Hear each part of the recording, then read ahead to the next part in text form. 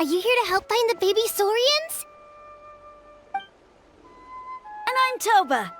You must be the helpers that we've been waiting for. It's nice to meet you too, but we're just passing through. Oh, but Uncle Sanka said he was gonna send some of his friends over to help us. You sure he didn't mean you? Yeah, sorry. Whatever this is about, it sounds like you've got the wrong end of the stick. Wrong end of the stick? Darn it! We've been tricked, Hoonie. I should have known that Glasses Guy was a con artist. What are we supposed to do about the baby saurians now? Time's running out. It's okay, Hoonie. Don't worry. Why don't you tell us what happened with these baby saurians, huh? There's been a lot of unrest in the tribe lately, and my dad's saurian got injured. Her name's Nana, and she has 3 little babies. After what happened to Nana, her babies were so scared that they ran off and hid. I'm really worried about them, so I decided to go look for them. If Nana is your dad's saurian, why isn't he the one looking for them? My dad's one of the elders, so he's busy getting ready for Turnfire Night. It's a really important ceremony, more important than this, anyway. I'm not supposed to be out here either, but I snuck out without telling him. I didn't think it would take very long, but then that guy we ran into made us tell him loads of stories, and it wasted so much time. Yeah, he was so selfish. He doesn't have a heart. It's all right. Don't let him get to you. We're here now and we'll help you because we care a lot, don't we, Traveler? They should be. I already managed to find their tracks, and it seems like they're hiding on the cliff. Really? Wow! Thank you so much, Miss Traveler and Miss Paimon. Awesome. You gotta be careful out on the cliffs, though. They're really steep. Even grown-ups have trouble climbing them.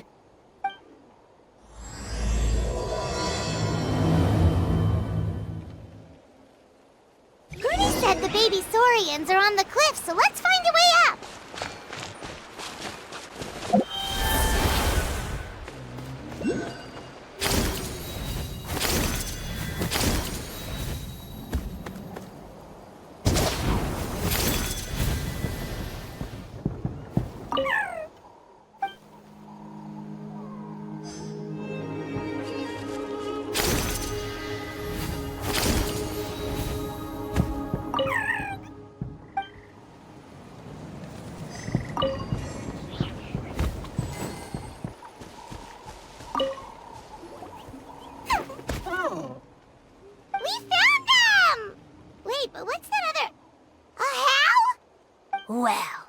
If it isn't the gruesome twosome who wormed their way into our servant circle of friends. Still awestruck from the last time we met? Would that be why you hastily scrambled up here to pay your respects the moment you saw us? I suppose we can't blame you. Such is the spell that our majesty casts on our minions. Very well. You heathens leave us no choice. The almighty Dragon Lord, Kahul Ahau, shall grant you the audience that you seek.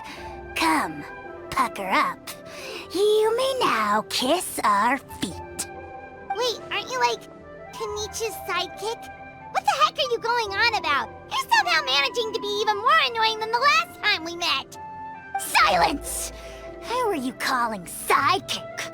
We are the Dragon Supreme, sovereign ruler of the Nation of Flame. We shall have you know that last time, were it not for Kenichi's earnest pleading on your behalf, you would have received not a single word of mercy. Oh, come on. You talk big, but Kenichi clearly has you under lock and key. That's more like it. If you must know, our humble servant begged us to investigate an abyss incident near Hoytsidlan, and we chose to grant his request. Abyss incident? See this little lizard? Its mother, a medium-sized lizard, came under the influence of abyssal power. In her confusion, she attacked my servant's tribe, then assailed her own offspring. Yikes. So how is she doing now? She was but a lowly bug fighting against the power of the abyss. Naturally, she has departed for the Night Kingdom. Such a fragile creature. Apparently, she ended her struggle by leaping from a cliff. Leaping from a cliff? My dear anemic flying ant, as addled with questions as your head may be, please keep them to yourself and wipe that absurd expression off your face. We are the almighty Dragon Lord Kahul Ahau, not a wish-granting fountain. Anemic flying ant? You! Just you wait. Two can play at the ugly nickname game. We sense a faint abyssal energy. An evil sorcerer must be lurking nearby, but they are well hidden. If you encounter any suspicious outlanders, be sure to give them a robust interrogation. Suspicious outlanders? Wait, are you mocking us? Ha! How dare you cast aspersions on your ruler, heathen! You're just lucky that our servant has such vile taste in friends! Otherwise, we would beat you black and blue, and then purple, then black again! If you're not here to kiss my feet, then get out of my sight. Do not impede the work of the almighty Dragon Lord, Kahul Ahau! Potty mouth on that guy? I'm on his furious! Still, good to know about the abyss rat, huh? Wasn't expecting that. Let's not get sidetracked.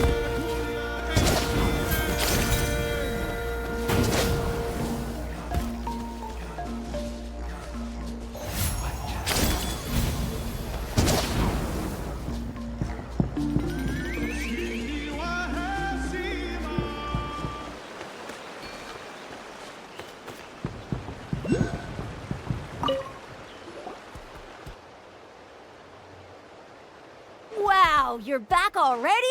That was so fast. I'm so glad that the babies are all right. Thank you both so much. Now we can finally go home and stop worrying about them. You're welcome. Piece of cake! You're not from Natlan, right? Because your clothes look different than ours. Hey, you must be tired after all that climbing. You should come take a rest at my house.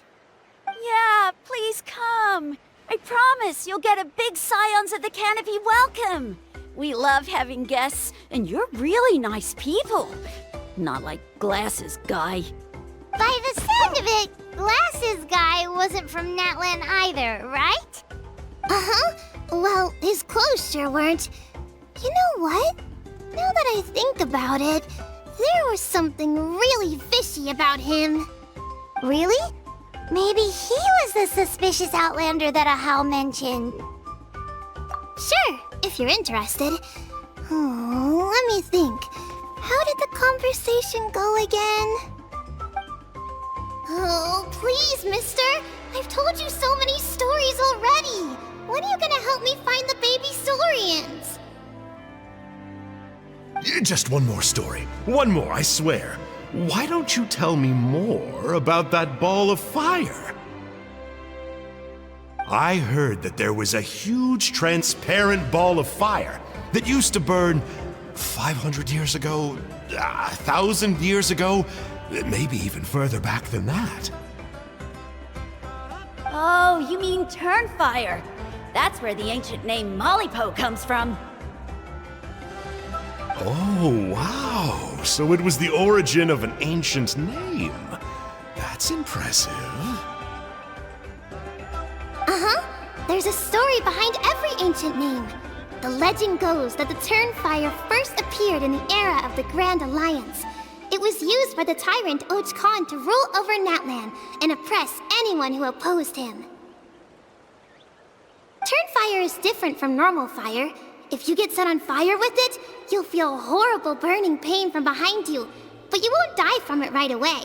And whatever you do, you mustn't turn back to look at it. Why? What happens if you turn back? As soon as you turn around, poof! You get burned to a crisp. Well, good golly gee. I mean, it's one thing to singe someone's clothes, but burning people alive? That is a big no-no in my book. Right? How nasty is it to burn someone from behind and not even let them turn around to look? Ochkon really was an evil tyrant. Yes, shocking behavior. Now, let me guess. Eventually, a valiant hero came to save the day? That's usually how these stories go. Good guess, Uncle Glasses. Seems like you really know your stuff.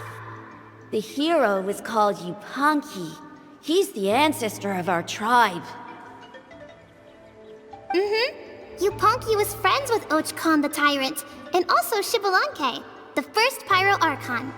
He was working as an ordnance officer for the Grand Alliance at the time. He didn't like how Ochkon was such a cruel tyrant, so he stole the Turnfire and threw it at the Ochkon's army.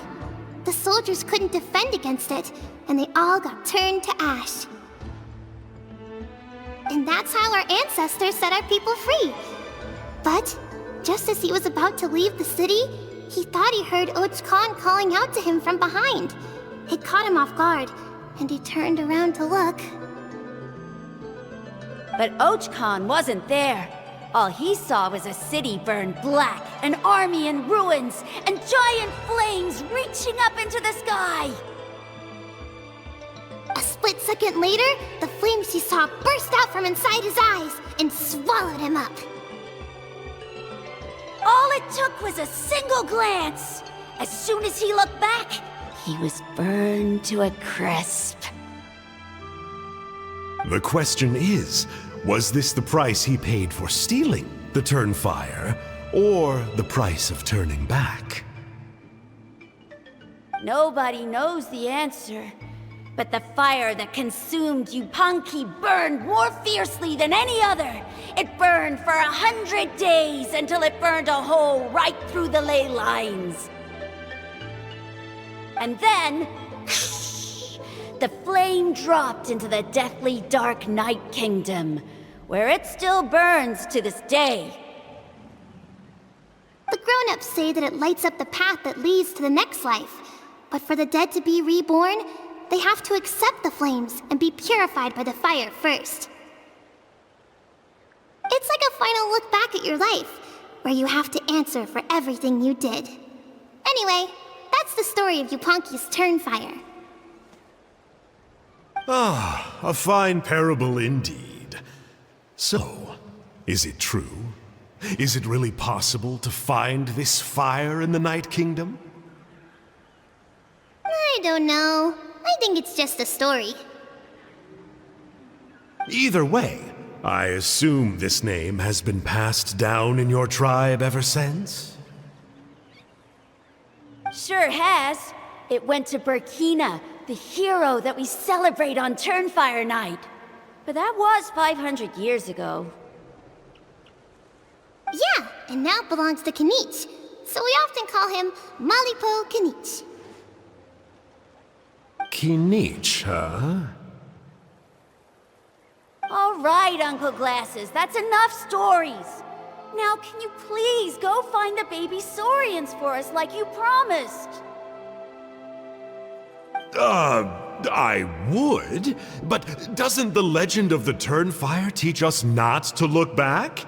Let's not go dredging up the past. Tell me more about this Kinich guy. One more story, I swear. Starting now. No? Careful, Toba. You look dangerously close to cursing me out right now. Tut tut, we can't have that. Cursing is for grown-ups only.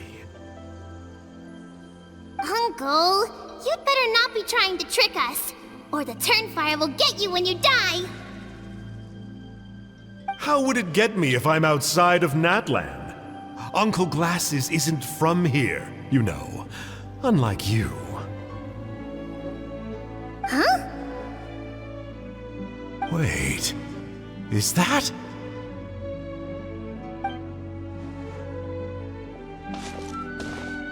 All right, kiddos. I'm a man of my word. Two of my friends are on their way here, and, Yeah, they'll help you out on my behalf. Work them like dogs, okay? That's what they're here for. Don't go easy on them just for my sake. Really? Well, first, can you tell us your name? We met at the foot of this cliff, so beneath the peaks, let's go with Sanka.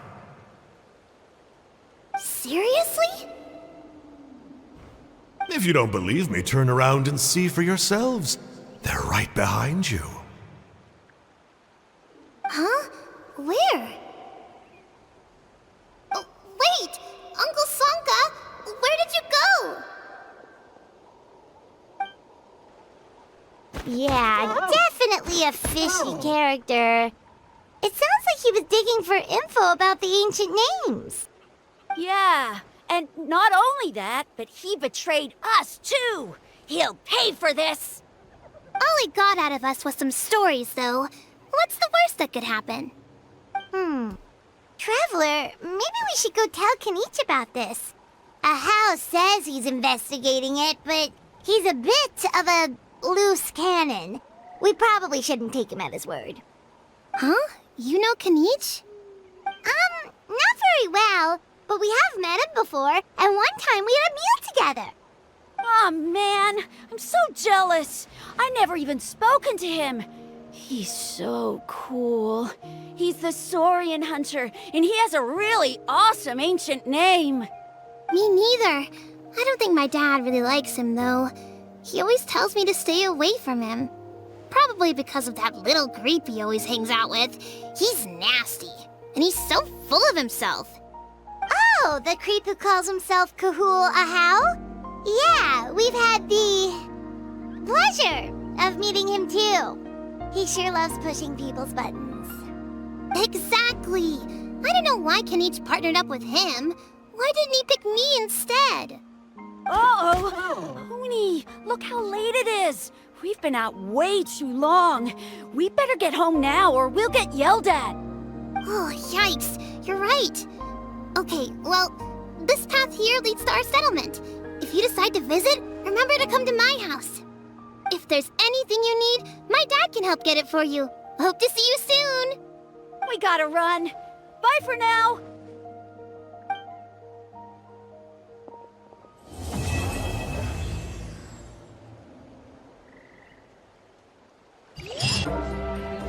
Pony, what were you thinking, going out by yourself?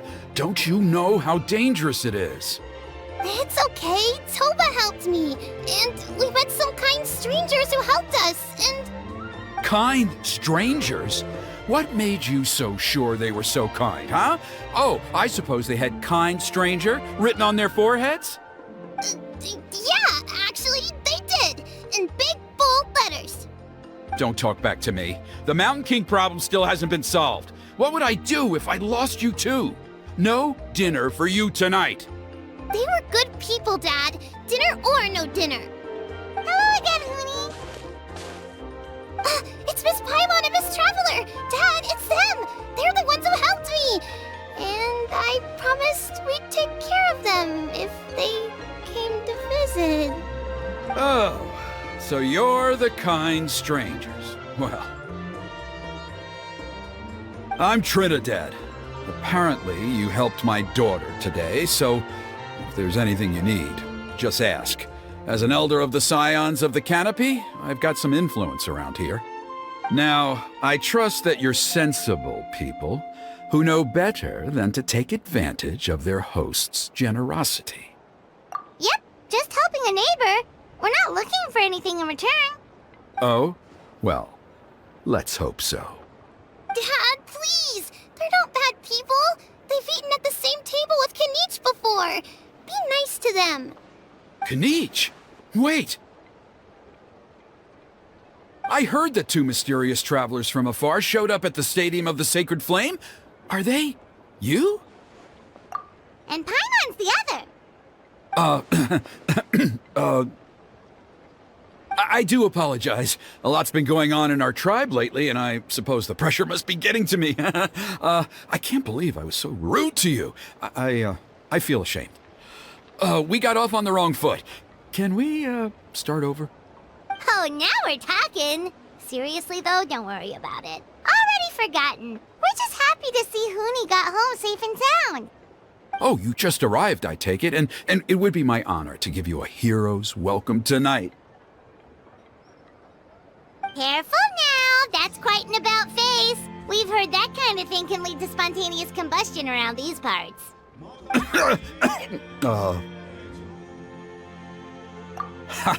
My dear traveler, you are very perceptive indeed. Go inside now, Huni. Dad's got some important business to discuss. Okay. Look after Miss Traveler and Miss Paimon. They're very special guests. Well, we'll hear you out, but we can't make any promises that we'll be able to help. Well, this is a matter of utmost importance. Please, allow me to explain. For many years, our tribe has celebrated the Turnfire Night. It is a traditional ceremony among the scions of the canopy in which we remember our ancestor, Burkina, and his companion, Kangamato, the Mountain King.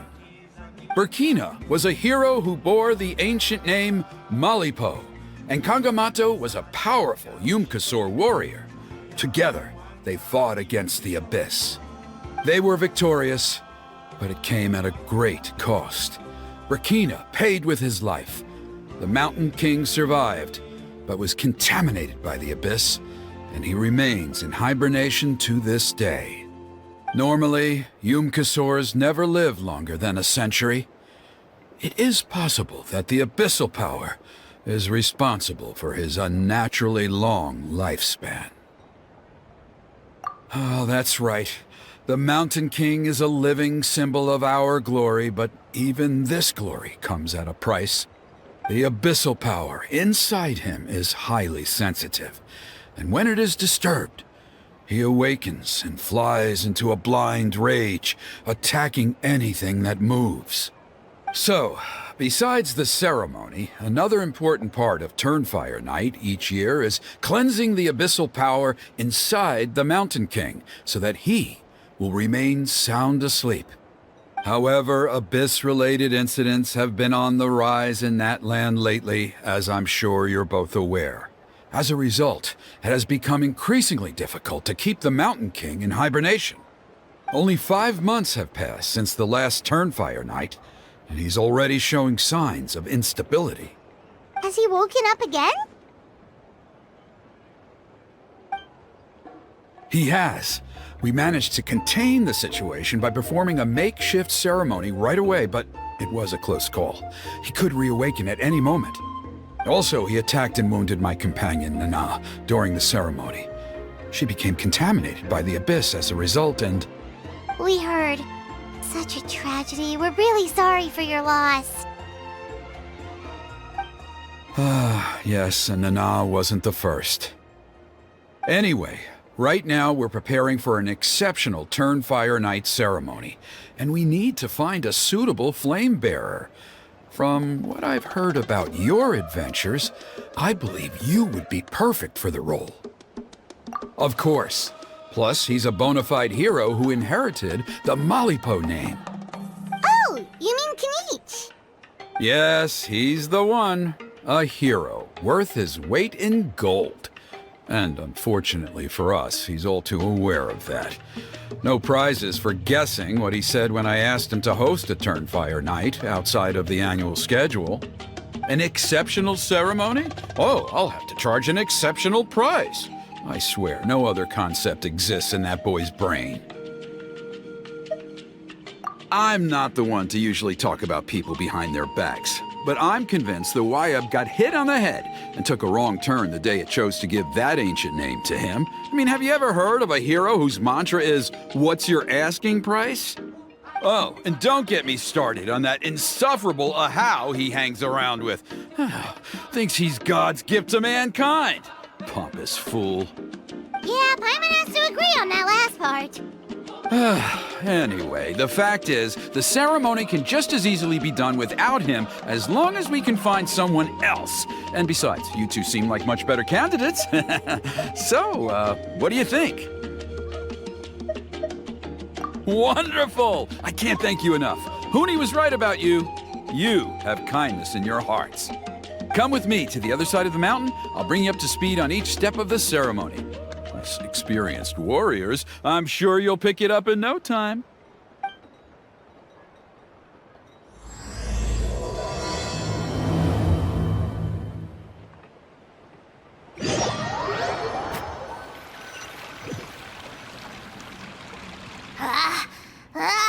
Achoo! Curses! Who dares insult the great Kahul Ahau behind his back? Oh, great Kahul Ahau, bless you. Shut your filthy mouth, worm of the abyss! Your putrid words defile the air we breathe. You make the almighty Dragon Lord, Kahul Ahau, sick to the stomach! Speaking as a member of the Abyss Order, that's music to my ears. Exactly the kind of reaction we're going for. But on a personal level, I gotta say, it's pretty hurtful.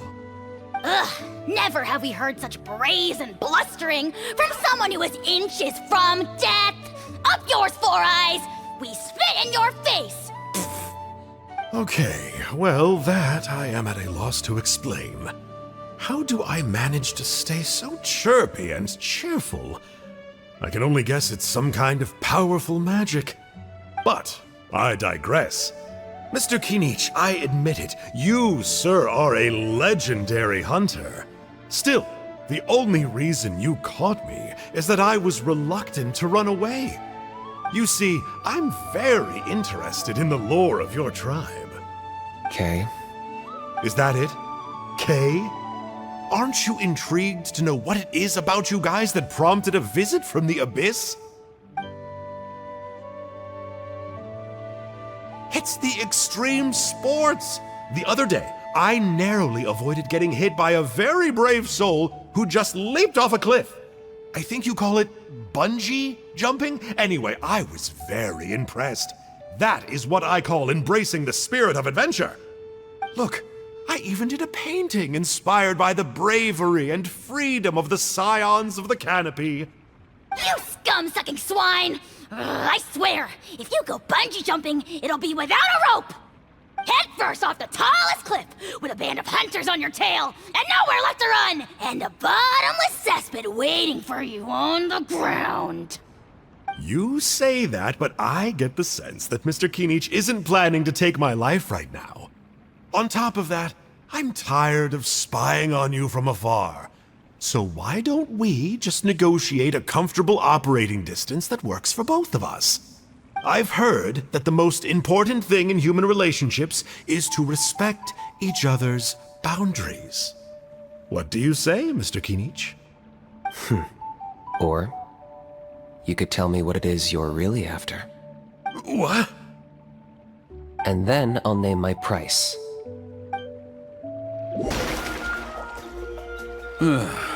The Abyss contamination is back. No surprises there. No doubt that explains the Mountain King's recent activity. See those torches over there? Those are the Sacred Flame offshoots that we requested from the Stadium of the Sacred Flame. They contain the power of the Pyro Archon. Are you saying that the Sacred Flame and the Turnfire are the same thing? Well, for ceremonial purposes, at least. Sending someone to the Night Kingdom to retrieve the legendary Turnfire isn't exactly an option. More to the point, though, the Sacred Flame is able to burn away abyssal filth, so that's why we use it in the ceremony. Gotcha! So basically, we just need to clean up the filth with a Sacred Flame. Well, that's one part of it, yes, but the complete ceremony is a bit more complicated than that. First, the flame bearer must collect a kindling of the sacred flame from the starting point, then use a grappling hook to fly up into the sky and light each of the sacred flame pillars. Then, they must go down into the canyon, all the way into the cave where the Mountain King slumbers, lighting braziers and the final altar along the way. The most skilled flame bearers can accomplish all of this without touching the ground once. As much as I hate to admit it, Kanich is capable of this. Wow! He can do all that flying without ever falling to the ground? Well, of course Paimon can. It'd be much harder for you guys. Well, don't worry. It's not a requirement of the ceremony. You're allowed to touch the ground. The only thing you're not allowed to do is turn back. The flame bearer must always keep moving forward. You can't skip a pillar, then come back to it after lighting the next one. To do so would be to disrespect our ancestors. So, what actually happens if you do turn back? Surely the fires don't just go out. If you're not careful, you might get burned. What about today then? Does the same rule apply? Oh no, don't worry. Today is just a practice. The order doesn't matter. You just need to take the sacred flame, cleanse the filth, then go light all the braziers. Are you ready? I'll repeat all the key points again. Gather the kindling, cleanse the filth, and light all the braziers. I'll wait for you at the end.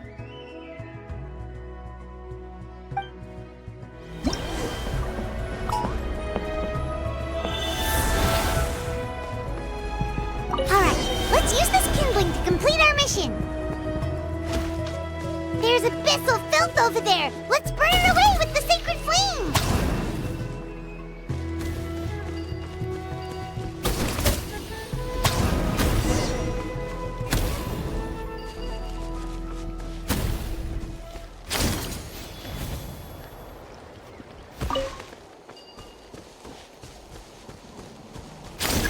That should be all the braziers. Let's regroup with Trinidad. I knew I was right about you. You have outperformed all of the other previous candidates. If there was an ancient name for outstanding flame bearers, I'm sure the Wayab would consider you for the honor. Yeah, although it would probably take Paimon quite a bit longer. All right, now there's still a few days left until the ceremony, and I should probably get back so I can inform the chief and the other elders that I have found the flame bearer we need. Oh, you mean they've still got to sign off on it? Some of them are still hoping we can come to an agreement with Kanich, but that's only because they haven't seen you in action. Still, I'm the one responsible for securing a flame bearer, and my recommendation is you. Just for Paimon's own peace of mind, are you sure it's not going to be a problem having Outlanders take on such an important role in your ceremony? See that place over there? There was a time, long before the age of Burkina and the Mountain King, when we, Scions of the Canopy, called that our home. After a period of upheaval, our ancestors were forced to move away. Now, it has become a place where our youths go to develop courage and kindle a spirit of adventure. If we fail to keep the threat posed by the Mountain King at bay, it might not be long before we have to move again and find a new home. So, to answer your question, I think everyone will agree that you are the right choice. Fair enough. Desperate times call for desperate measures. I'll need you to drop by my place at some point before the ceremony, if that's all right. There are still a few final details that we need to discuss. Okay, see you later then. You have my gratitude. We've helped out with a lot of other local festivals before, but this one feels a little different. Anyway, let's take a break before heading back to Trinidad's place.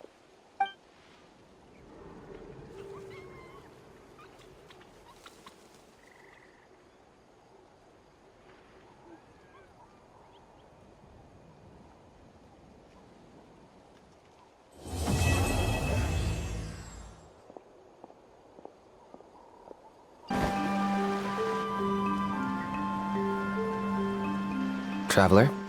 Paimon? Kanich! Fancy meeting you here. We've actually been looking for you. I'll get straight to the point. I hear you accepted a proposal from Elder Trinidad.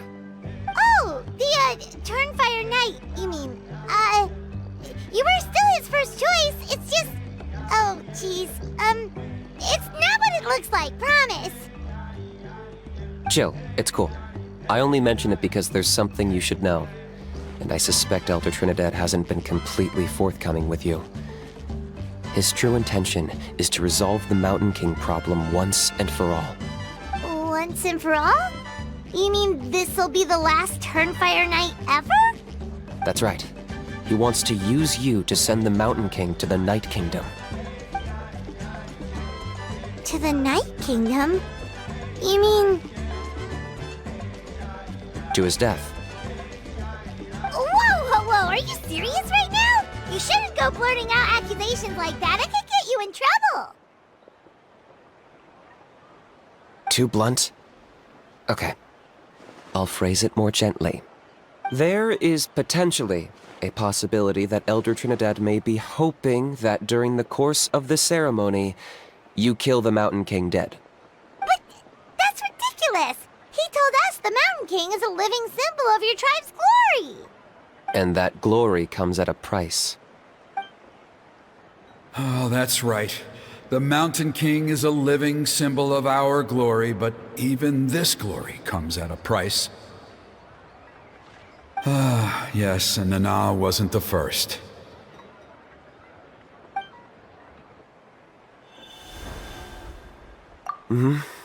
She likely won't be the last to lose her life either. Still, is killing the Mountain King really the only way? It seems so extreme. The Mountain King is a unique case when it comes to abyssal contamination. It's eaten away at him for so long that it has consumed him entirely, and the damage is irreversible. That evil power has both driven him insane and kept him alive over the centuries. So, to look at it one way, once it's completely purged from his body, the Mountain King will finally be able to rest in peace. In past ceremonies, we've only purged around half of the abyssal power. This was to strike a balance, to keep him alive, but also keep him asleep. Trinidad didn't say anything about how much power he wanted us to purge, but he did say there were some more details to go over before the ceremony. Then it sounds like you'll know for sure soon enough. If he really asks us to kill the Mountain King, what should we do? I know this must come as quite a shock, so I suggest you act like you didn't hear anything for now. But would you have time to visit the chief after your meeting with Elder Trinidad? I'd like to make a deal with you. What kind of deal? One that comes at a very reasonable price. I'm sure you have plenty of other questions, but we can talk more later. Good. See you soon.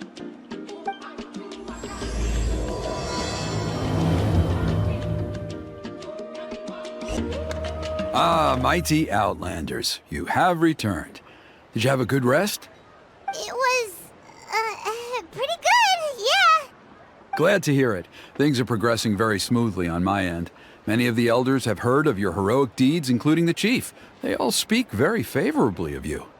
There are still those who insist that the ceremony should be performed by the bearer of the Malipo name. But they're just stuck in the past. We need to move with the times. Plus, Kanish doesn't want to do it anyway. Exactly.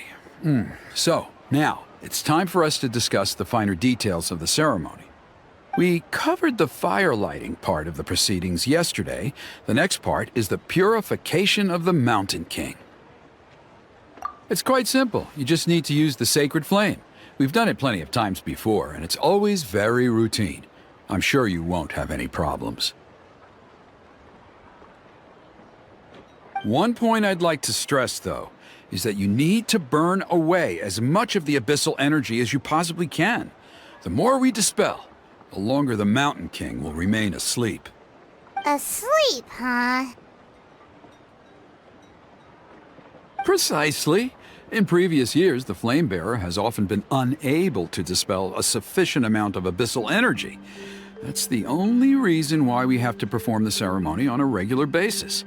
But I understand that you have a lot of experience fighting against the Abyss, And you seemed to wield the sacred flame quite effortlessly yesterday.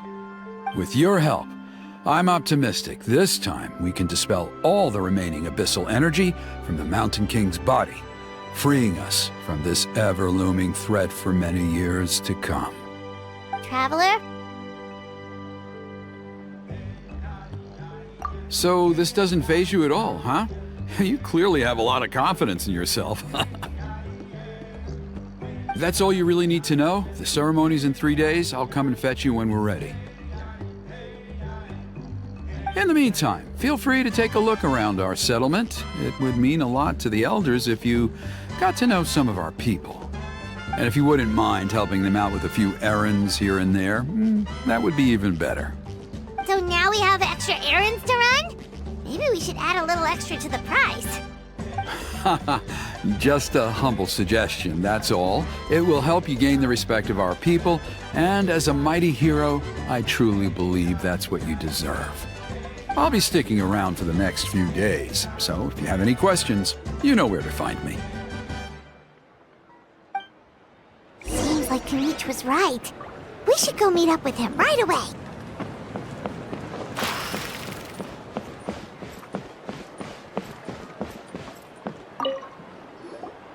Huh, you're here. Kanich! Elder Trinidad said that... I can tell. It's written on your faces.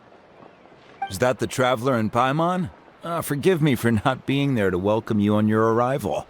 That should have been my duty as chief. Hello, Chief Waina.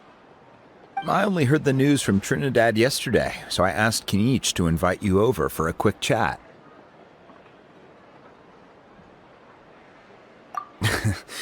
I believe Kanich has already filled you in, so I'll get straight to the point. Firstly, I fully endorse your appointment as flame bearers for the upcoming Turnfire Night. However, I would like to request that you take steps to ensure the Mountain King's safety. Every child of our tribe grows up hearing the tales of our heroes, from Yupanki the Firebringer to Burkina and the Mountain King who fought against the Abyss. This is our history and our heritage, the source of our pride and the center of our faith. To kill the Mountain King would be to destroy our spirit. I would never be able to face our ancestors in the Night Kingdom. Nana's death was a great tragedy, and I do not blame Trinidad for the actions he has taken. Nevertheless, I cannot allow any harm to come to the Mountain King. The very roots of our identity are at stake.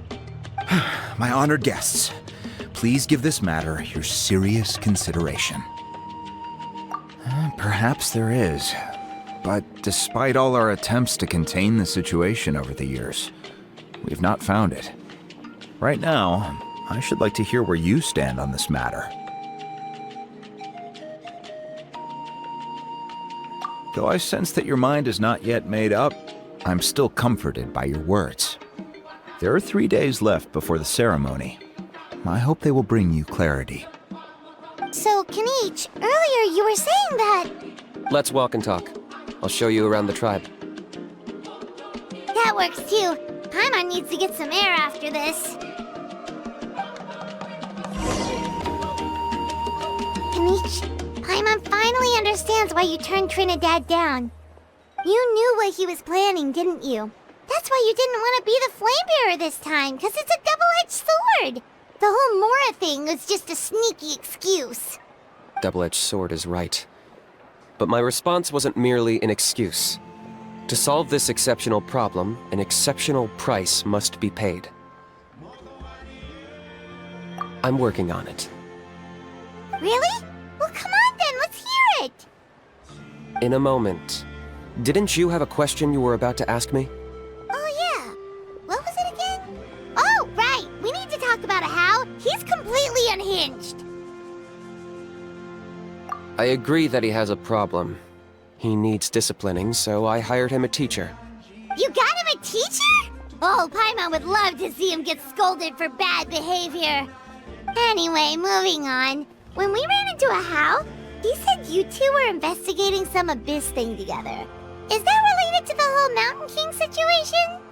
Yes, that's the angle I've been working on. I'm a Saurian hunter, but I occasionally hunt the Abyss too. One time I was pursuing some purple demonic dogs when I accidentally entered a hidden space. I did some research after the fact. Apparently they're known as beastly rifts, and there are many of them of all different sizes. That's where those purple dogs were coming from.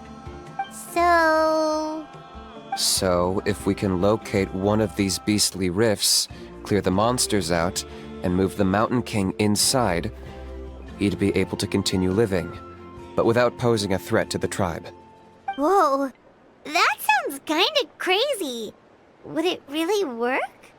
It's not without its risks, of course. There's a lot of unknowns in the equation. For instance, for all we know, a prolonged period inside the rift could make the Mountain King's condition worse. Still, we desperately need something like this, even just as a temporary measure.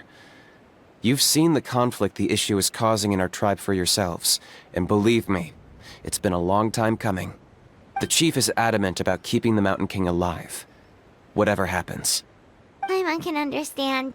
It's less about the Mountain King and more about preserving your culture and heritage.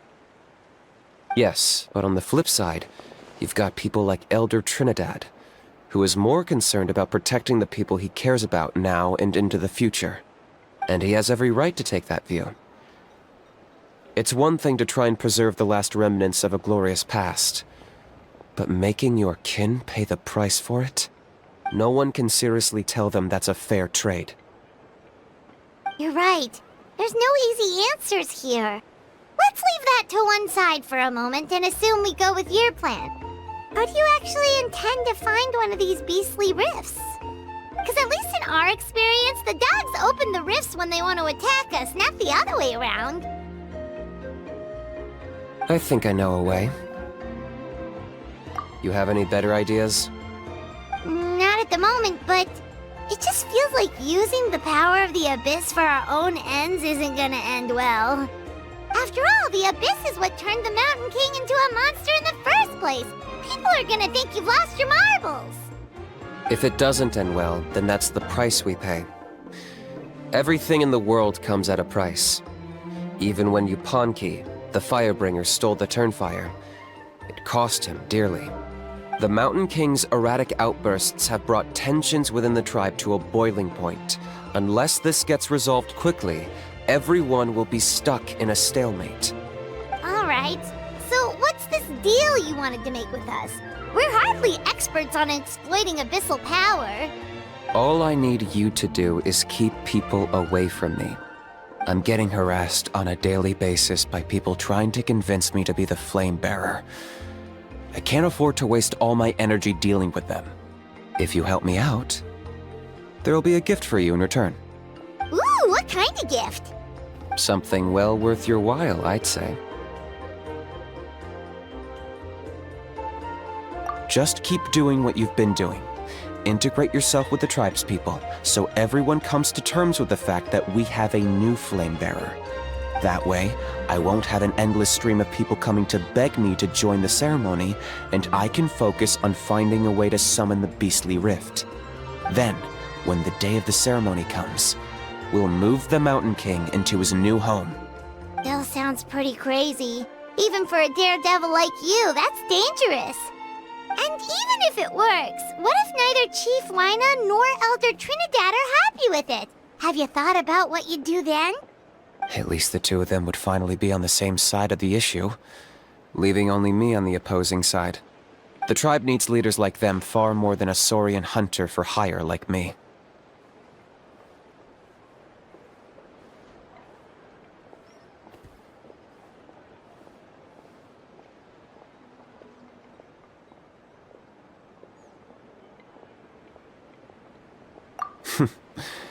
Can I take that to mean that we have a deal?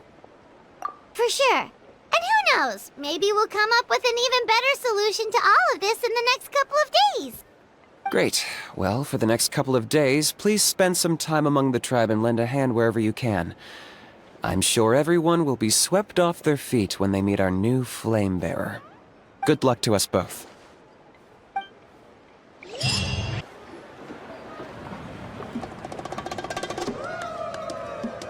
Oni, how can you call the Mountain King a monster? Because he hurt a lot of people. And look what happened to Nana. But it wasn't on purpose. The Mountain King is sick, that's all. He's been hurt by the abyss. That's true. But the fact remains that he's now a threat to all of us. How can you be so harsh to someone who's sick?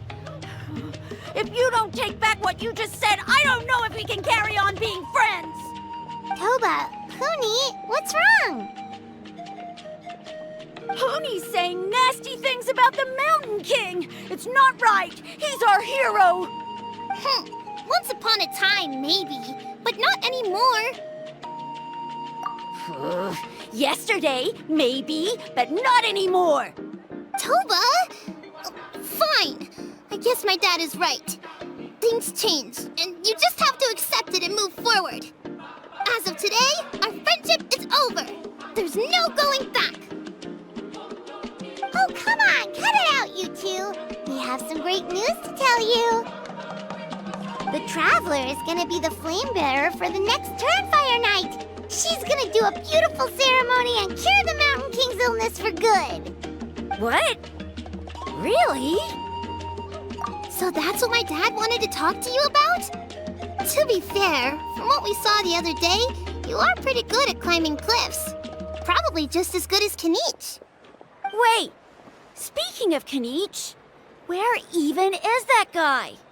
Oh yeah, good question.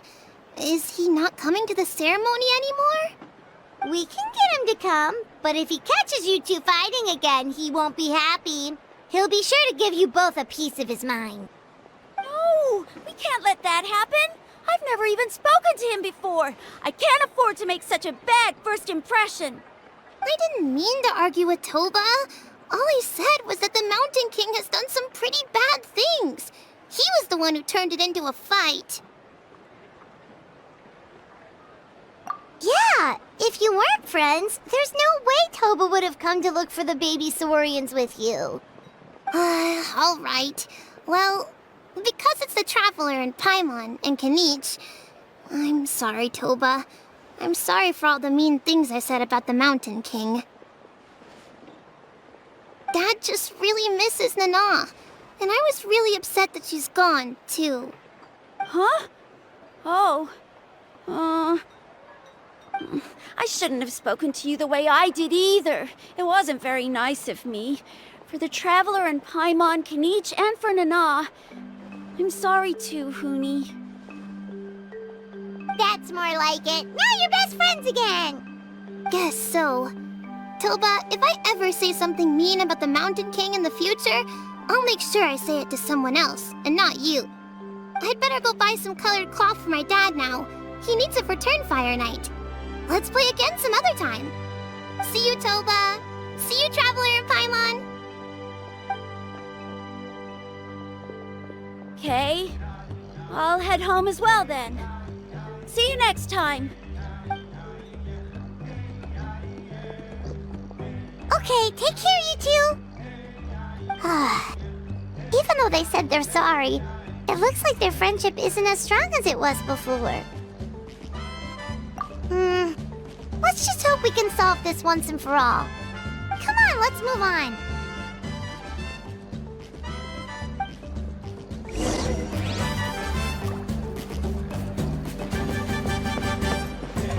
Huh?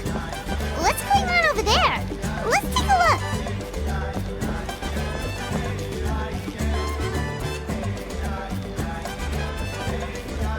Hey there! What's happening here? A rehearsal for the Turnfire Night dance. Ooh, there's a dance involved? Paimon wants to learn too! You don't know it? Ah, I guess you're not from these parts, huh? It's rare to see a new face around the tribe these days. I thought everyone would be keeping away. Why do you say that? Because of the Turnfire Night, of course. The Mountain King could wake up at any time. That's why we're holding an emergency ceremony. This isn't one of those fun and games festivals. For outsiders, it might even be a little dangerous. Well, did you know that the Flame Bearer this time is actually gonna be an outsider? Oh, I did hear about that. It's a first for sure. I would have loved to meet them in person. What? Oh, it's you? Man, oh man. Well, this is a nice surprise. It's funny, I was just thinking that I'll probably miss out on meeting the new Flamebearer since I'm not taking part this time around. Then suddenly, there you are. Must be my lucky day. You're not taking part in the Turnfire Night? How come? You're not an outsider too, are you? You must be joking. Watch this.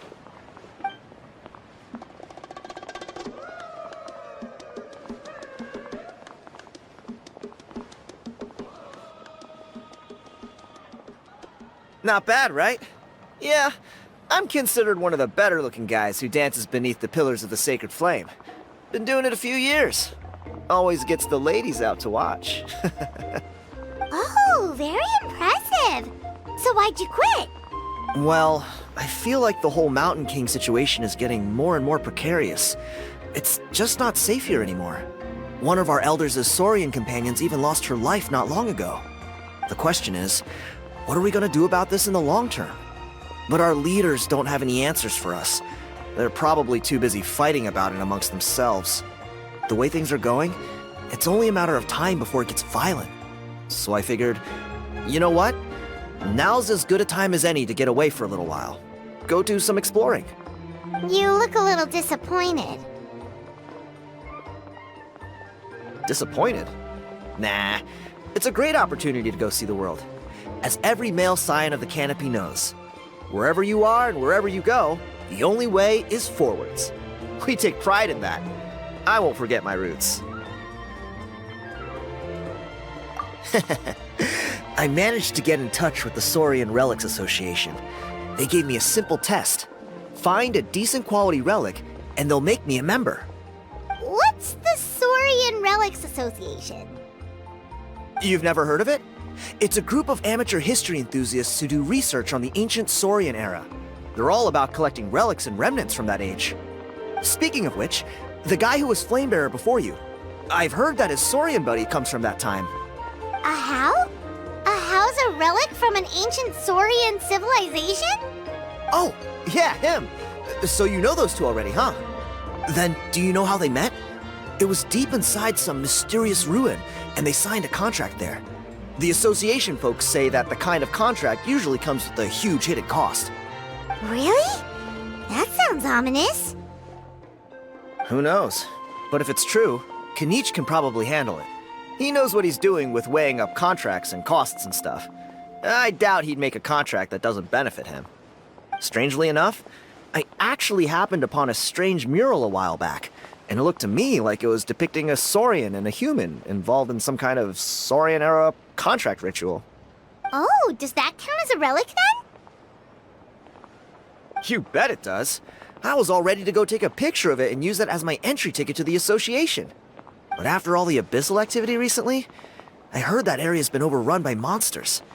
The best laid plans, huh? I'll just have to wait and see if things improve. Or... you look like you know your way around a fight. I don't suppose there's any chance you'd be able to help? If all you need to get is a picture, that should be pretty achievable, right? The Traveler deals with monsters all the time. It's a piece of cake. Wait, you're seriously gonna help me out? Come on, it's no big deal. Compared to some of the things we've been roped into before, this is nothing. Pyro Archon above, you two have hearts of gold, you know that? You're the kind of people who could dive into the Turnfire deep in the bowels of the Night Kingdom, and it wouldn't burn a single hair off your head. Of course it is.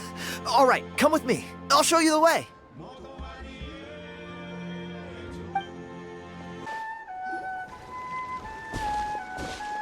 There it is. It's inside these ruins. As you can see, the place is crawling with monsters. Alrighty then. Stay back and take cover, Tiago. This could get dangerous. We'll take care of them. Great minds think alike.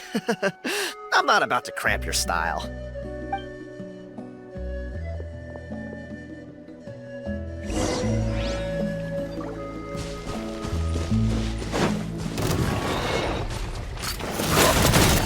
A jumper send-up! From the... Winging it wasn't the best idea. Game's up. Fun's over. Going in! Showering you with pranks! Feeling lucky? Hiya!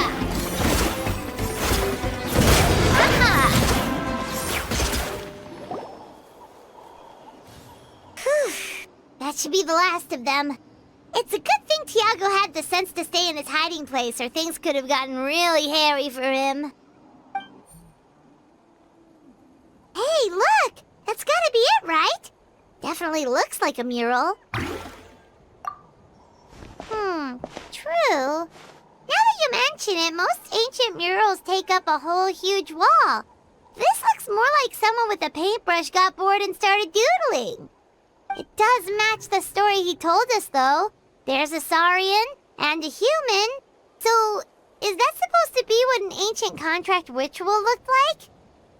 Whatever. We're not here to decipher it. Just photograph it.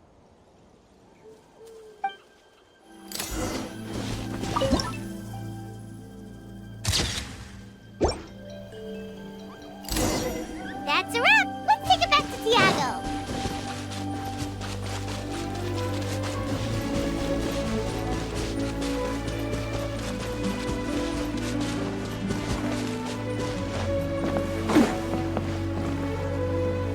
You've been robbed?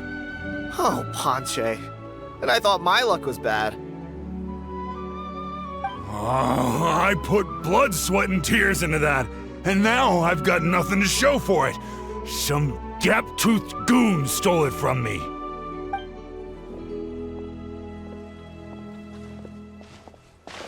Tiago, is this the picture you were looking for? Let me take a look. Yep, that's the one. Pyro Archon above, you two are superhumans. Hey, Ponche, come and say hi to these guys. They're gonna be the new flame bearers, and they're tough as nails. Wait, are you the Traveler and Paimon? Huh? You already know each other?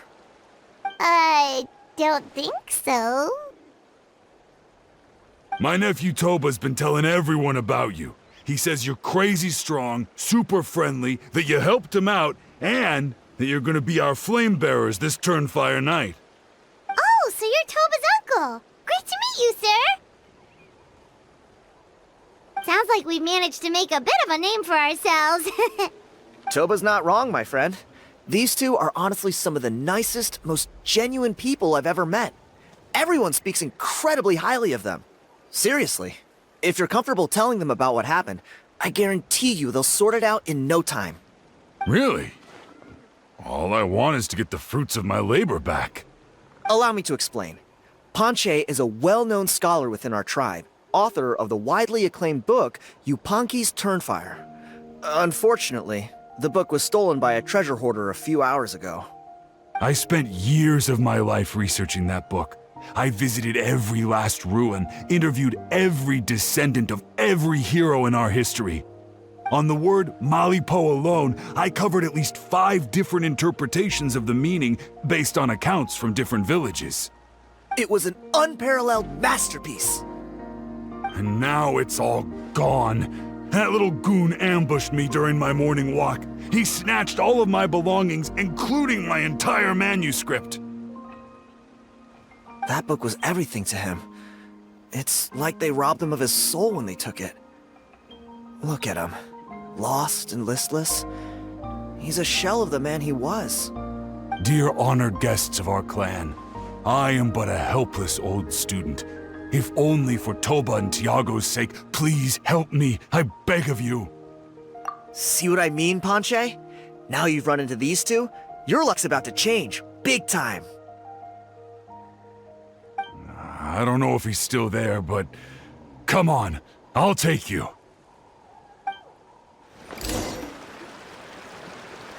Hey! You thieving rat! Give me my things back! What do you want now, you old bum? God, you're a waste of space.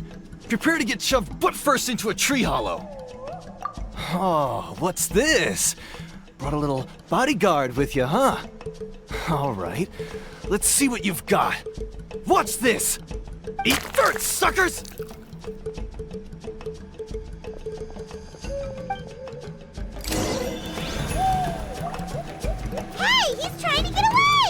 good. Let's chase him down.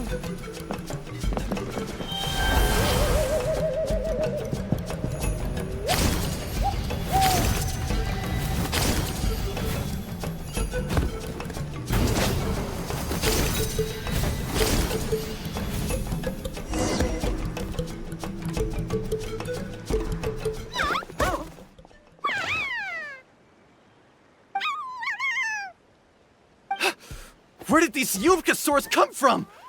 Get away from me, you monsters! Oh, the baby saurians are blocking his path. Stop, please! By all the warriors, heroes, gods, and kings, I can't run any longer! Please, I don't have your stuff anymore. Have mercy. Oh yeah? Well, where is it then? I threw it away. You threw it away? The old bum's bag didn't have a single mora in it. Just a tatty old book, worn out pens, and some old rags.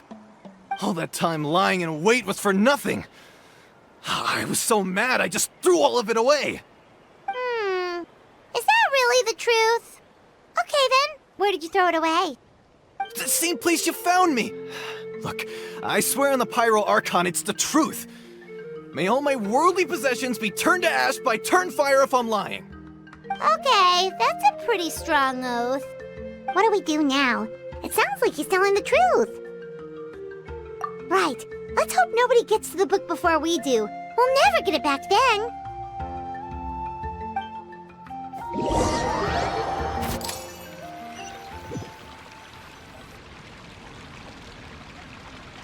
Although the Turnfire is a heroic symbol in Hoytzatlan, it always comes with the more ominous implication of eventual tragedy. This holds true for all bearers of this ancient name in recorded history. Each one of them died of non-natural causes, as if the specter of the Turnfire was always lurking in the background. This appears to suggest the existence of some higher power that is always watching the name-bearer, examining their actions, and eventually demanding payment in return. None can escape this payment, unless, perhaps, they could honestly swear by Turnfire to never make a single mistake in their entire life. Yupanki's Turnfire. What an incredible work on ancient name philology. I can't believe it was just lying there for me to take. Let me see, the author is... Panche. Nice. A gentleman and a scholar. Silence, book muncher. The great Kahul Ahau will suffer your droning voice no longer. Do you truly find no joy at all in perusing such rich historical records? Joy? What joy is there in this pointless drivel? Well, it makes a pretty shocking prediction. Every bearer of the ancient name Malipo eventually meets a grisly end. Maybe that's the price you pay for the name that means price? What? You're saying Kenichi will die a violent death? So I'll finally get to take over his body? When will that glorious day arrive? The great Kahul Ahau demands to know! Wow, you are just irredeemable, aren't you? An agent of chaos down to the core. You make us Abyss Order folks look like saints in comparison. Silence, maggot! To presume that anyone compares your kind with the great Kahul Ahau is sheer vanity. And if that day ever comes, oh, your doom will soon follow. You don't need to lecture me about Doomsday. Here's what I know, based on countless historical texts. All civilizations will be reduced to rubble by the passage of time. From ancient kingdoms, to heavenly thrones, to worlds beyond, there are no exceptions. But from the ruins of every civilization, the dust will rise and never settle, thus transcending the confines of time. That dust is what we call a civilization's spirit. And you, great Kahul Ahau, are one such speck of dust from a bygone age. I've paid dearly for the chance to observe you up close. Now, let me take a good look at you. We'll see whether any memories of that age still remain inside you.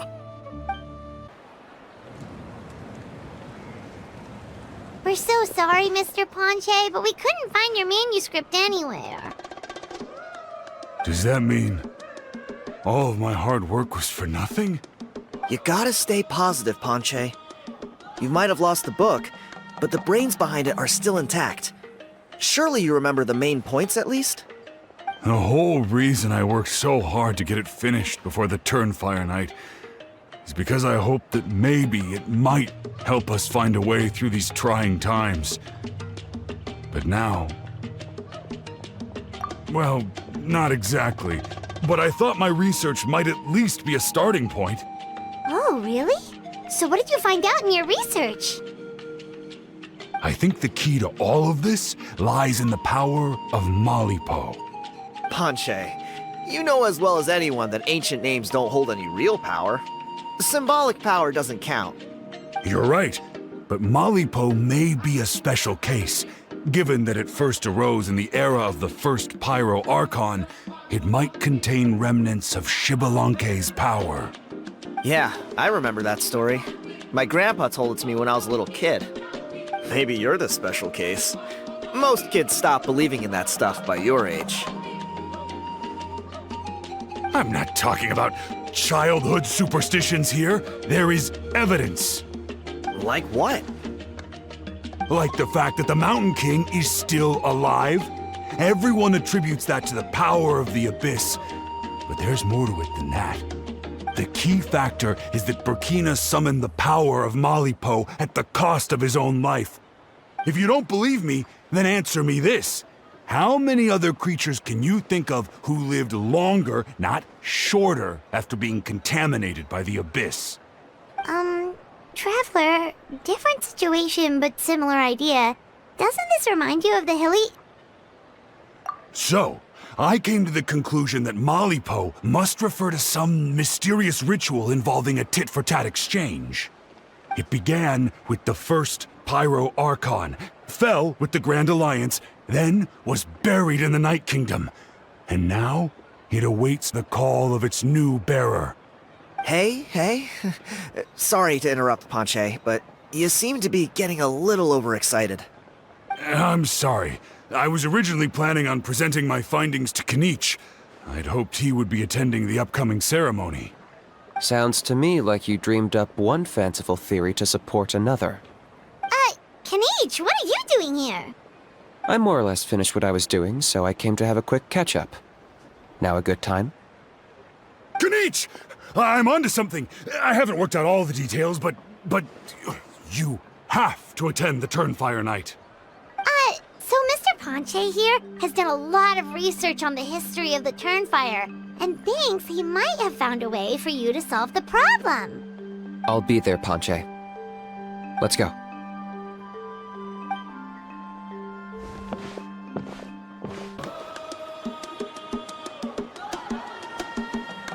Here will do.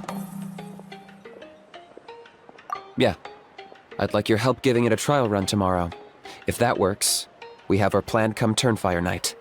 Sounds like you're not considering Ponche's idea. You heard him. He hasn't worked out the details yet. We need a more practical solution with concrete steps to follow. Yet? Are you saying you think he might actually be onto something? I think it's possible, based on something I know about the war 500 years ago. Burkina didn't fall to the Abyss. He was killed by the Mountain King in an episode of madness. In his final moments, Burkina made the fateful decision to not fight back, and instead pass his blood and power on to the Mountain King. Maybe he thought the Mountain King was stronger than him, and more valuable to the tribe. Or maybe it was just out of loyalty to his friend. Either way, I can believe the Turnfire was involved. Whether you think his sacrifice triggered it, or his fate was sealed from the moment he took the Malipo name, it makes sense to me. How can you drop these truth bombs with such a straight face? This is what I've gleaned from my many interactions with the Mountain King. His mind is so disordered. It took some time to piece it all together. The story Elder Trinidad told you was the more palatable version of events. The truth is even darker. The Mountain King's mind isn't just disordered. He is suffering and feels great shame.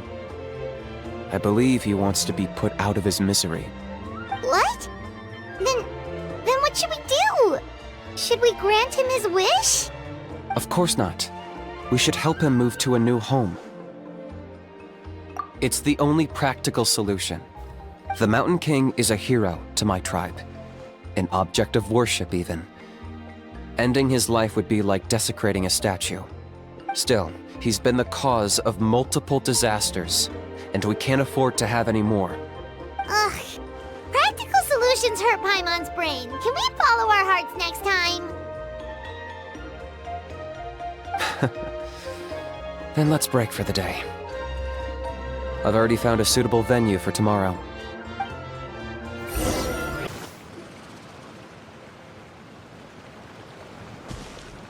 You're here. Very punctual. Oh, so the gruesome twosome come crawling back. Here to make amends after the gross irreverence you displayed last time? Very well. The almighty Dragon Lord, Kahul Ahau, shall grant you the audience that you seek. Now pucker up and kiss our feet. Kanich, didn't you say you found him a teacher? He's just as out of control as ever! Hey! No one gets to discipline the almighty Dragon Lord Kahul Ahau! No one! Maybe because I've never had a gentle-natured companion like Paimon to compare against. Is that a compliment? Yeah, I see what I'm missing out on now. And it's a lot. Kanich! We could drown this measly flying ant in one droplet of spit! How dare you compare her to the almighty Dragon Lord Kahul Ahau! Oh, just wait till I possess your dead body! I will commit heinous atrocities! Tear down your legacy! Destroy your reputation! Wreak havoc on your...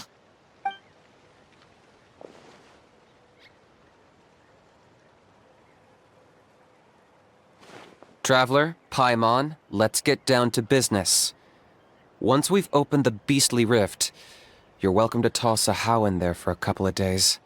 With pleasure. You don't need to ask twice. I got my hands on this device in a trade. It's meant as bait, but it'll also stabilize the abyssal energy. The Rift Towns will tear through space to get to this. Once they're here, we take them out and claim the rift for ourselves.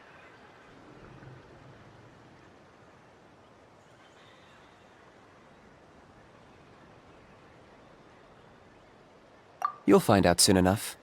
First, let's try this out.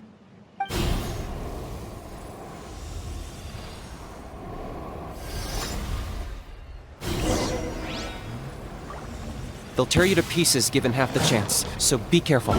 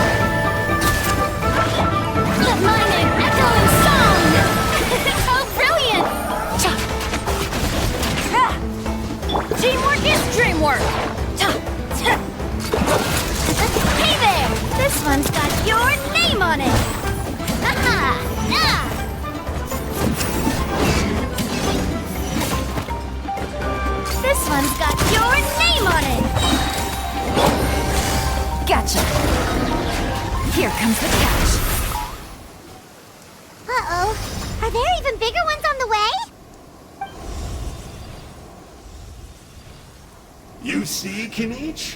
I'm a man of my word. In fact, I'd say I under-promised and over-delivered. Nifty little gizmo, isn't it? I take it this is your true form? Now that our deal is complete, it's time to start the next phase of our relationship. I made a promise to the great Kahul Ahau, and now I'm here to seize your body for his use. Cliché, I know. The hero's trusted partner sells him out to the abyss in a shocking act of betrayal. Cue bad guy speech and drawn-out death sequence. Huh? Angel? Huh? Huh? What are you two doing here?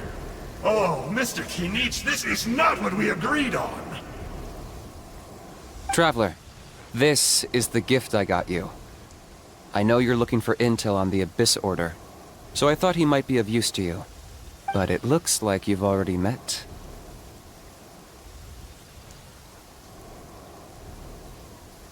Yikes. Frosty reception.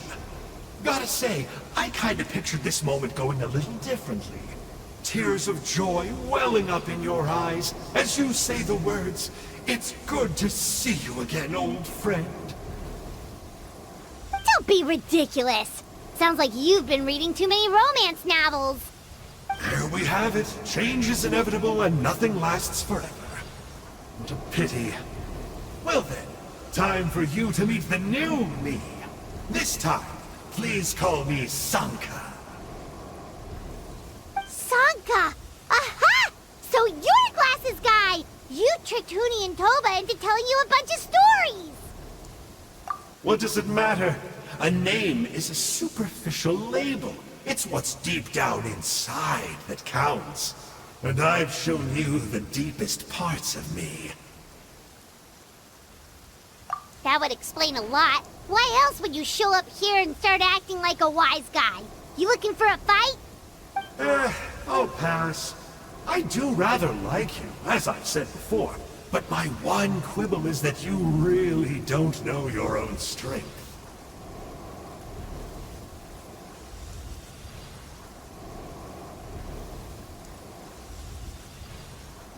Wait, of course!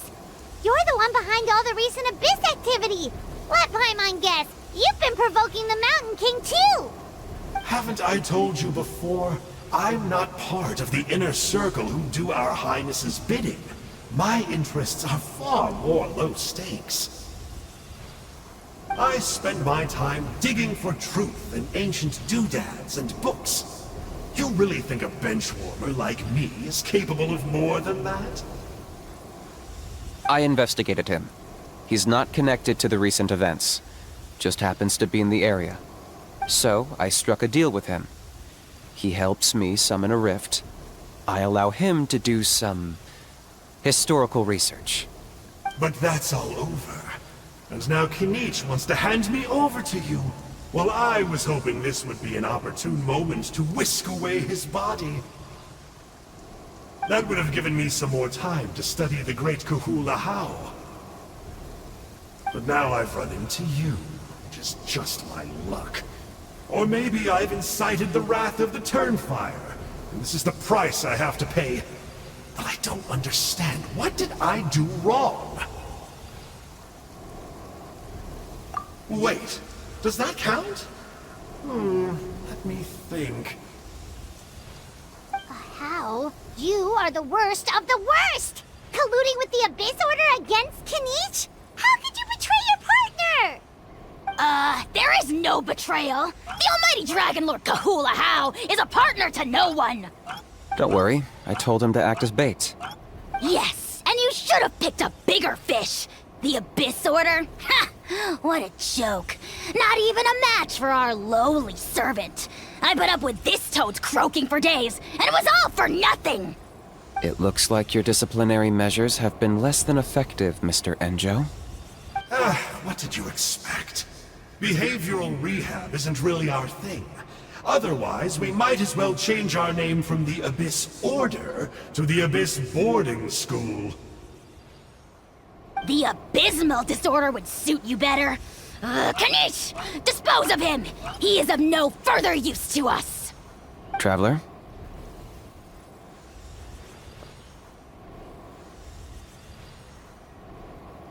Hey now, I may be a lowly clerk, but don't underestimate me. I could never beat you in a straight-up fight, but when it comes to running away, I won't lose to anyone. Do me a favor and remember how fast I disappear.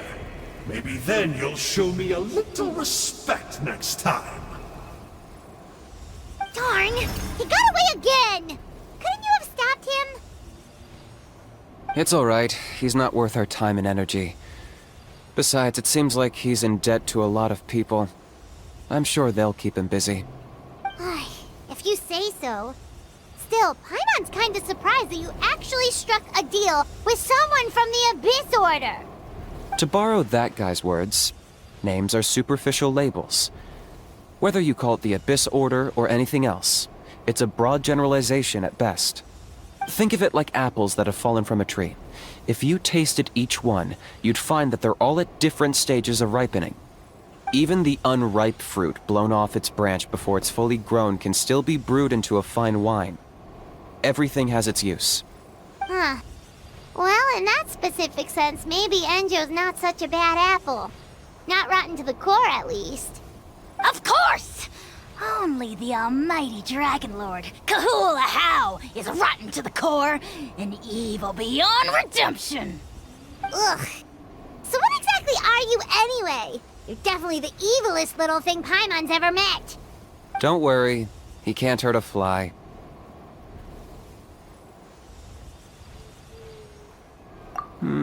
You could say that. Paimon heard that those kinds of contracts might come with a terrible cost attached. Is that true? Such as a Ahau watching me like a ravenous vulture? Vulture? Vulture! We are the Dragon Supreme, sovereign ruler of the Nation of Flame. Let's pick this up another time. It's getting kinda late. You should go back and get some rest. Big day ahead. Tomorrow's Turnfire night. Time to light the sacred flame and burn away the filth for a legendary 500-year-old warrior. Oh yeah. Hearing you lay it out like that is making Paimon a little nervous. For all the work we've put in, it all comes down to tomorrow night. We have to make sure we solve this problem once and for all. Then it can't hurt to say this one more time. Good luck to us both.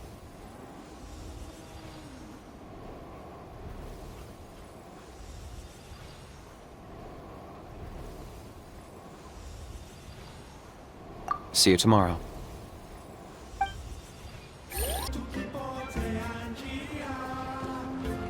Ah, at long last, you're back. I hear you've done much for our people these last few days. Everyone has nothing but praise for you. Many young people have heard the rumors too. They're all eager to meet our new flame bearer. Well, they won't have to wait for long. It's almost time for the ceremony.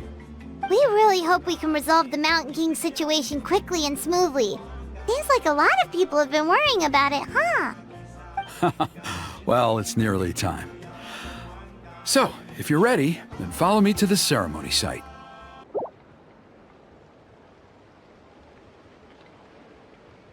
Off we go!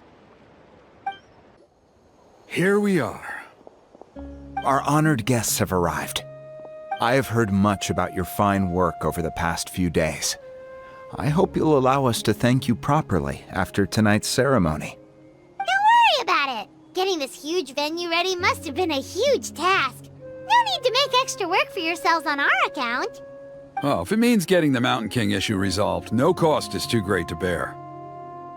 A resolution will come in due course, but every great fire starts as a tiny spark. We must take it one step at a time. No one would disagree with you if that were possible, Chief, but it's been far too long since we've seen a real step forward. Look around you. Can't you see how our numbers have dwindled since the last Turnfire night?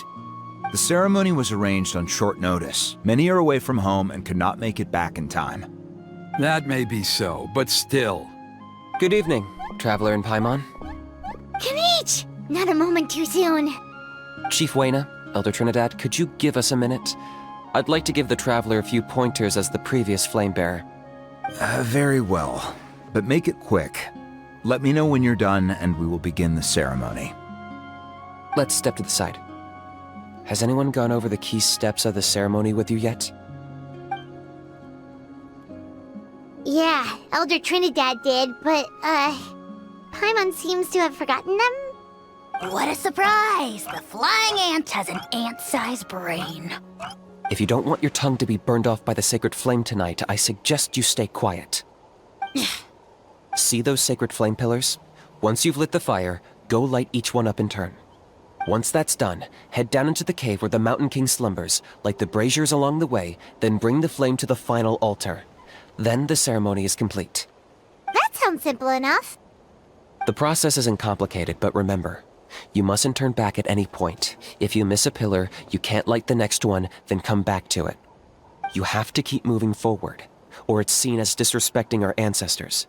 If that happens, you won't receive the blessing of the Turnfire, and you'll have to start over. I made you a diagram that summarizes the steps. Take a look.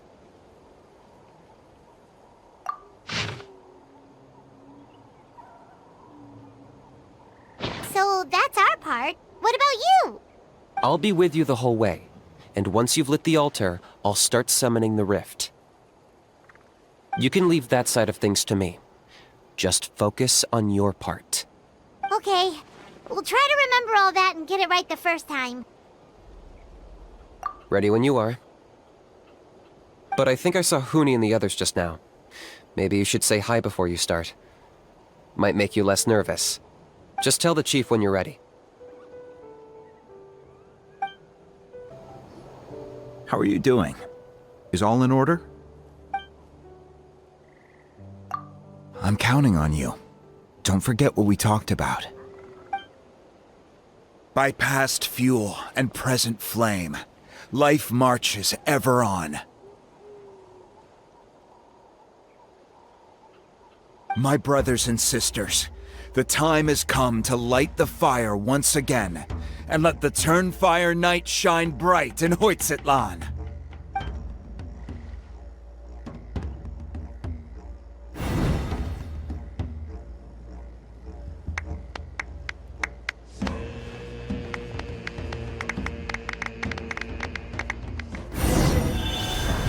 Go get the sacred flame.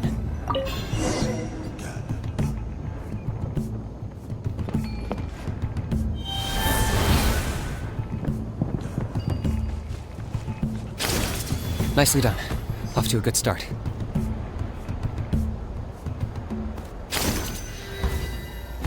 Great stuff.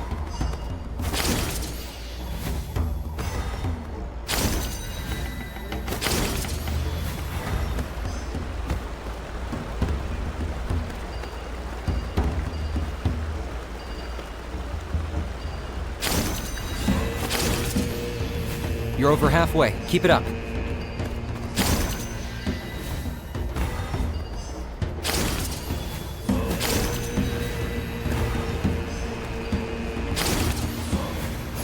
Impressive. Just one more to go. Come on, one last push. The final sacred flame pillar is up ahead.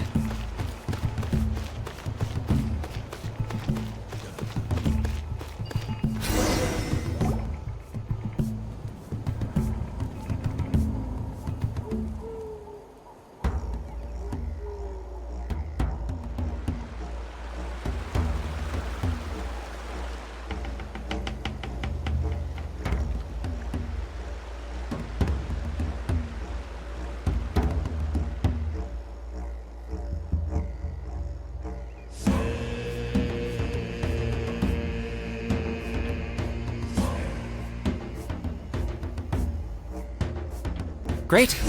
All the pillars are alight. Next, it's down into the canyon and head for the Mountain King's cave.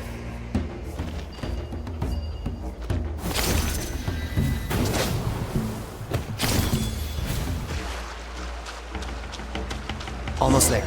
The cave is just up ahead.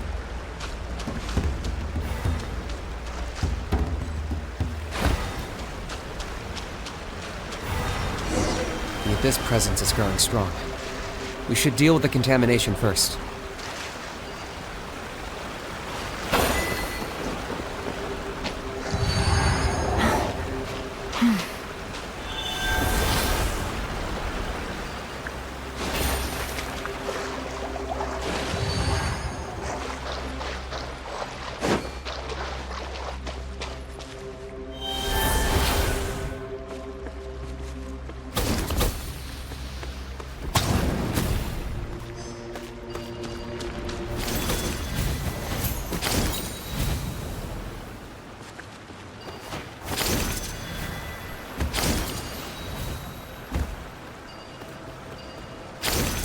There's the altar of the sacred flame. Remember, light up the torches around it first.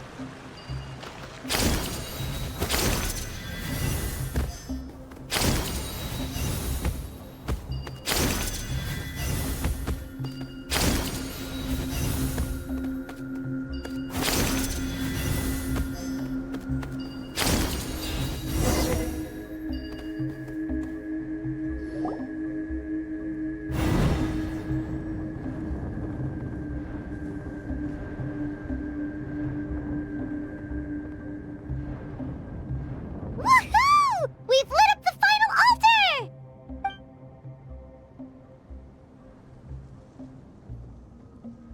That's the Mountain King up ahead, right? That's him. Kangamato, king of the Yumkasaurs from 500 years ago. He's very powerful. Paimon can tell. He is huge. Let's tread carefully.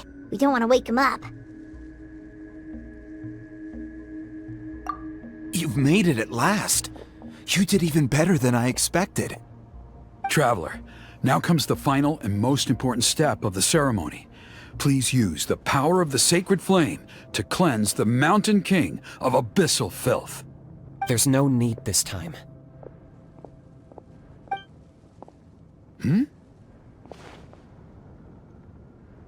Such strong abyssal power. What is that thing? Kinich, what is the meaning of this?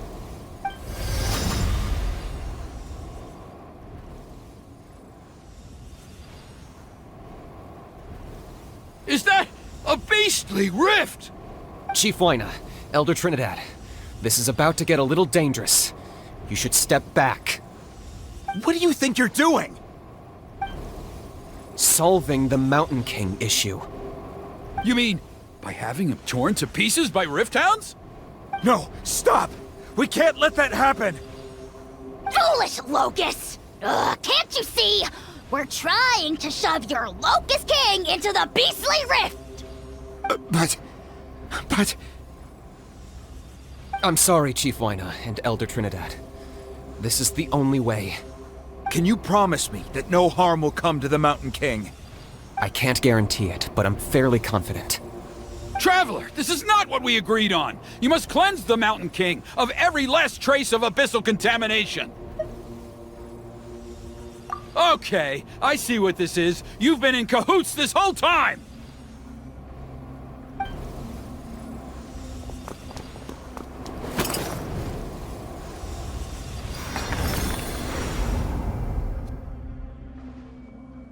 Ugh, you imbecile! What have you done? Oh no! The device is destroyed! You forced my hand. I had no choice. Elder Trinidad! What are you doing?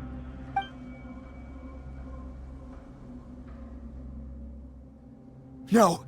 The Mountain King is waking up! He will cause even more casualties! Everyone, out! Now!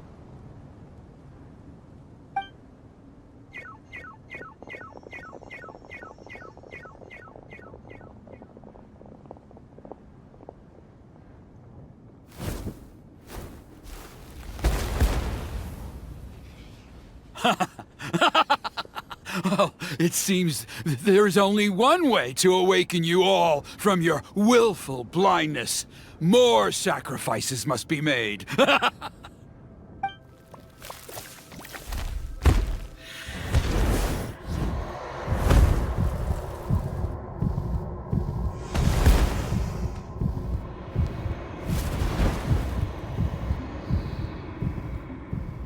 Take me, oh Mountain King! Take me as your next sacrifice!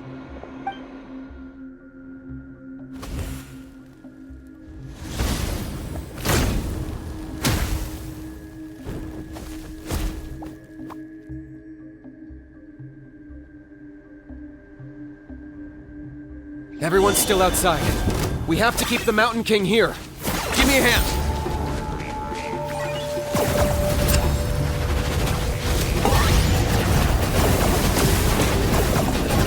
Show begins! Feeling lucky?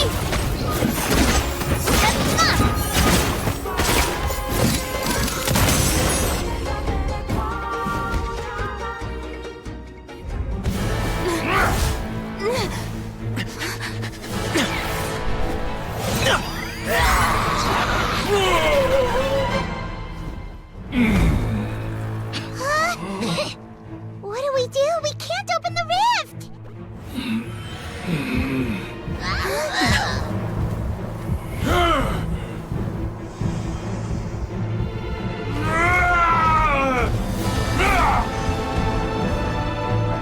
Kill me! Put an end to White's shame!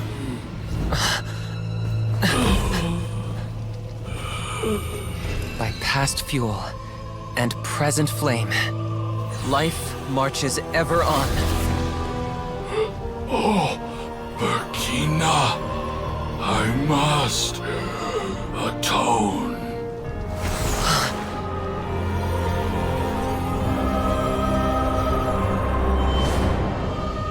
Patience. We will answer to the fire for all our deeds. Even if one day I fall behind, never look back. Keep moving forward, as we are now.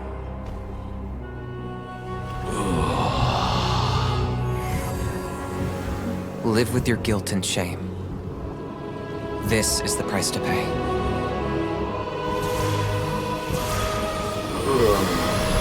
Heir to the Turnfire, please use my ruined vessel to train the heroes of the future. The will of Kangamato will march ever on, till the abyss is stamped out.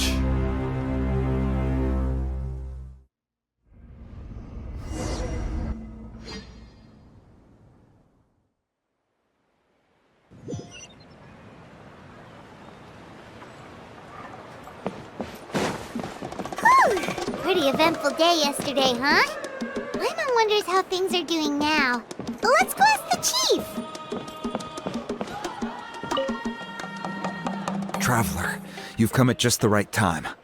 I have some good news for you. Trinidad's condition is stabilized. He suffered burns on much of his body, but we believe he'll survive. Guess that's the best news we could hope for. Paimon has to ask, is everyone in your tribe such a risk-taker? First Kinich, then Elder Trinidad? Is this the Scions of the Canopy's adventurous spirit in action? We're simply not afraid to charge ahead into the unknown. He's fine. Don't worry. He's gone to check on the Mountain King. Something most mysterious has happened.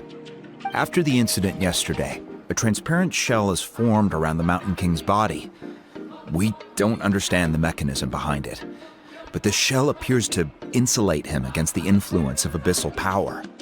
It is somewhat akin to a scab, in that it stops the abyssal energy within him from bleeding out, while also preventing further abyssal energy from seeping in and infecting him. We've never seen anything like it. The tribe's most senior elders believe it was caused when he was burned by the sacred flame, similar to the way burned wood becomes charcoal. I think their theory makes sense.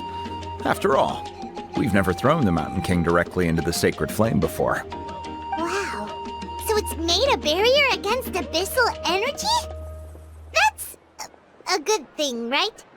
It's practically a miracle from what we've seen of it so far. It means that the Mountain King's level of abyssal energy is now stable. No longer will we need to perform an annual cleansing ceremony. Wow, that's amazing! I know what you're thinking. The young people in the tribe are already speculating that yesterday's ceremony was a Turnfire night like none other in our history. Because you and Kinich, you summoned the very flame that appears in our ancient legends. A great transparent ball of fire. And that fire is what saved the Mountain King. Whoa! So that was the real Turnfire? I may be the chief of this tribe, but I've only ever known the Turnfire as a concept in our legends. I cannot answer that question.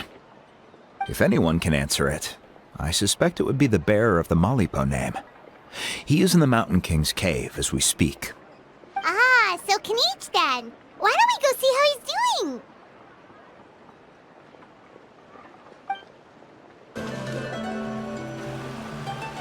Hey, Kinich! Hey yourselves. You two doing okay after yesterday? We were gonna ask you the same question. You scared Paimon half to death when you rushed into the fire. Sorry, I couldn't just stand and watch the Mountain King get burned alive. So you thought you'd try and extinguish the sacred flame with Dendro? Or is that an attempt to make the almighty Dragon Lord Kahul Ahau die of laughter? The sacred flame only possesses a fraction of the Pyro Archon's power. It's not as if I was fighting the Pyro Archon herself. Kinich, when you went into the flames, were you intending to, Intending to what? do the same thing as Burkina? Sacrifice myself? Of course not. My focus was on keeping the Mountain King alive, not on what it would cost. But now I'm curious. What made you think I was going to sacrifice myself? Well, because everyone's saying the Turnfire is what saved the king last night. And Ponche's theory was that summoning the Turnfire is a tit-for-tat exchange, right? So, Paimon thought you decided to pay for it with your life. So you've heard that rumor too. I'm afraid I can't say for sure. What happened yesterday was a first for me too. Well, even if you don't know, there's probably no one in the world who does. What I would say is, if that really was the power of the Turnfire, I'd sooner believe that the Mountain King summoned it himself. The Mountain King? Then, what price did he pay? The core meaning of price is not atonement or compensation, but what you're willing to give up in order to obtain what you want. It's easy to die for your sins. Much harder to live with the guilt and keep on going. In the end, the Mountain King chose the latter option. For Burkina and for the tribe. That's the price he paid. Alright, so how is the Mountain King doing now? Health-wise, there's nothing to worry about. He'll enter a fighting stance whenever we set foot in his territory. But his attacks are gentler now and not as crazed as before. Like he said yesterday, he just intends to be a sparring partner for people to practice with. Yeah, I tried communicating with him again, but he didn't respond. We dare say that Locust King has well and truly lost its mind. The lights are on, but nobody is home. Its body remains fighting fit thanks to the perverse power of the Abyss, but time has been less kind to its soul. It was ground to a pulp long ago. But we saw him come back to his senses yesterday. That was merely one last burst of brain activity before it croaked. As you humans would say, it went out with a bang. Oh, come on! Stop being such a doomer. Paimon bets the Mountain King has finally let go of the tragedies of the past now, and is focusing on moving forward. That's why he doesn't have time to chat with us. He's too busy thinking about the future. Well, at least it means my fellow tribespeople can move forward now, too. Thank you for your help, Traveler. I owe you one. Yeah, that's right. You caught Enjo for us, remember? But he ended up being completely useless. It's not a fair trade if you lost out. That's on him. It's not your fault he's useless. Besides, we're friends now. You don't owe us anything. Friends? But your friendship is an even more valuable gift. I can't in good conscience accept it for free. So, promise me. If you need anything in the future, you'll come to me. For you, I'll do anything.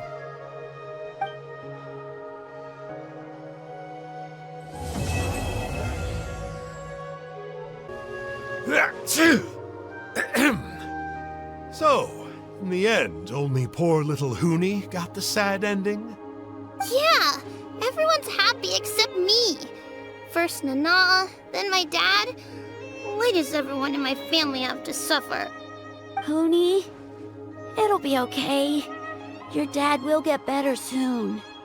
Toba, you're my friend, so I shouldn't say this to your face. But it was all the Mountain King's fault. Huh? Now hold your horses, kiddo. If you promise not to fight, Uncle Sanka will tell you a story. Okay, before you roll your eyes out of your skull, I promise you can trust me. I almost got my eyebrows burned off by the turnfire after last time. That's why I came back, to make it up to you. All right, I'll just get to the point. Do you know what Uncle Sanka loves the most about your people? What? Your extreme sports. Huh?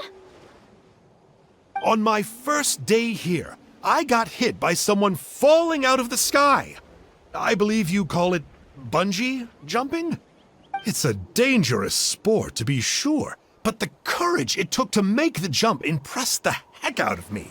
So, I introduced myself to the jumper, we made friends, and I even helped treat her wounds. Oh, such a nice friend. Of course. Anyway, the good times didn't last, because I got captured by a powerful foe, so we had to part ways for a while. In the hands of the enemy, I was scorned, scolded, and nearly given away as a gift. Oh, it was so humiliating. A horrible experience to look back on. Why does Uncle Sanka always have to suffer, I thought. So I feel your pain, Hoonie. I was in the same position. But in the end, I made it through, and I left all of those painful memories in the past. I even managed to reunite with my friend. Is that it? The moral of the story is to look forward in life, right? Yeah, we've heard that one millions of times. Sorry, Uncle Sanka, but you're not cut out to be a teacher. Very smart, Hoonie, but not quite smart enough. What I'm trying to tell you is that after I reunited with my friend, I found her injuries were all healed, but she really missed her family. So, I thought you might like to see her too. She's right behind you. Turn around and see. Another trick about not turning back? I'm not falling for that one again. Huh?